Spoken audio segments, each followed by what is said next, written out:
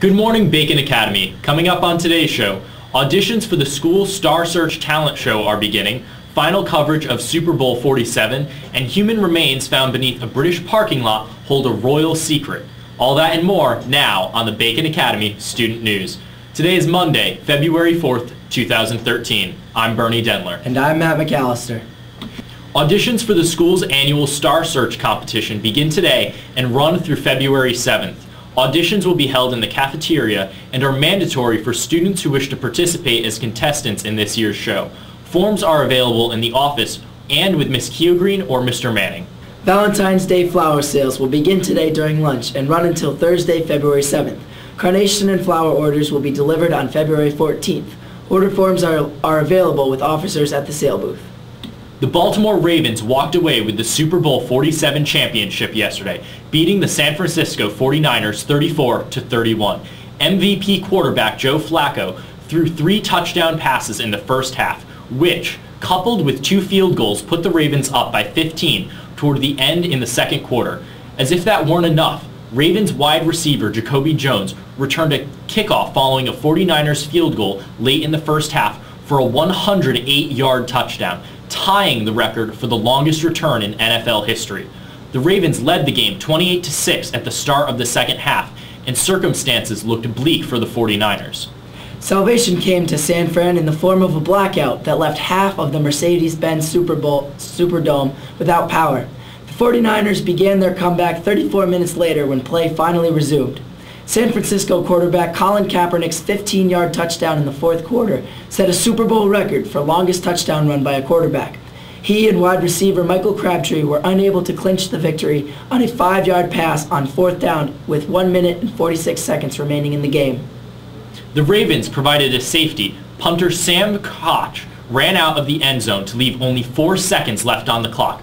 Baltimore was able to withstand San Francisco's last effort on the return and ended the game 34-31. A former Navy SEAL sniper was one of 2 men shot dead at a Texas gun range on Saturday. Chris Kyle and Chad Littlefield, who was also a veteran, were gunned down on the grounds of the Rough Creek Lodge and Resort in Glen Rose, Texas, allegedly by a fellow military man. The suspect, Eddie Ray Routh, was arrested on a capital murder warrant and has apparently confessed killing the 2 men to his sister. The motive for the killing is unclear. At least 8 people were killed and 38 injured late last night when an out-of-control tour bus slid down a mountain road, struck a car, flipped over, and crashed into a pickup truck. The accident occurred 80 miles east of Los Angeles and left debris scattered across the highway. The effort to free passengers was complicated by the chaos of the scene, and the amount of destruction made it difficult to identify the exact number dead. A consultant for the California Department of Transportation described the gruesome scene as really a mess with the body parts. The accident comes 1 day after a bus carrying 45 high schoolers crashed into an overpass in Boston. The Boy Scouts of America board members will meet this week to debate ending the controversial nationwide ban on gay membership. This debate is prompting groups for and against this ban to congregate at the Texas headquarters for demonstrations. This move first came to light on January 28th when the group was considering removing the restriction based on sexual orientation and leaving this decision up to local chapters. Turning to world news, Saeed Jalili, the head of the Iranian Security Council visiting Damascus, Syria, stated Monday that Israel will, quote, come to regret its latest aggression against Syria. Last week, Israel bombed a convoy of trucks belonging to the Syrian military and is alleged to have been involved in a second attack against a defense research facility, which Israeli sources have denied.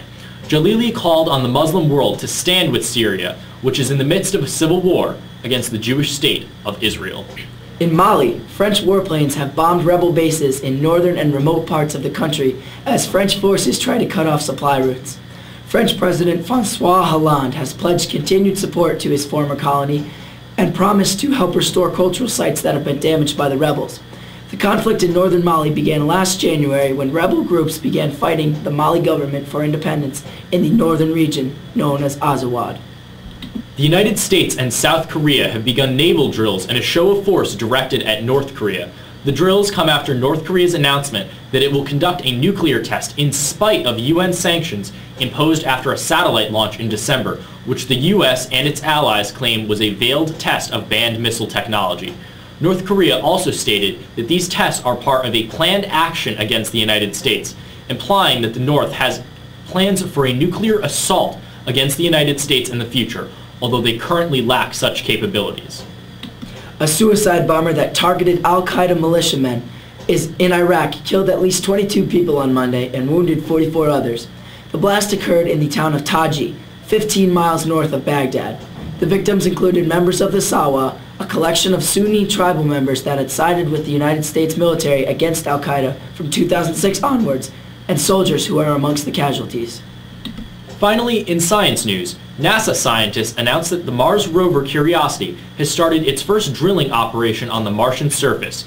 The rover has been stationed within the Gale crater for the last couple of weeks, preparing to drill and board systems for the drilling operation.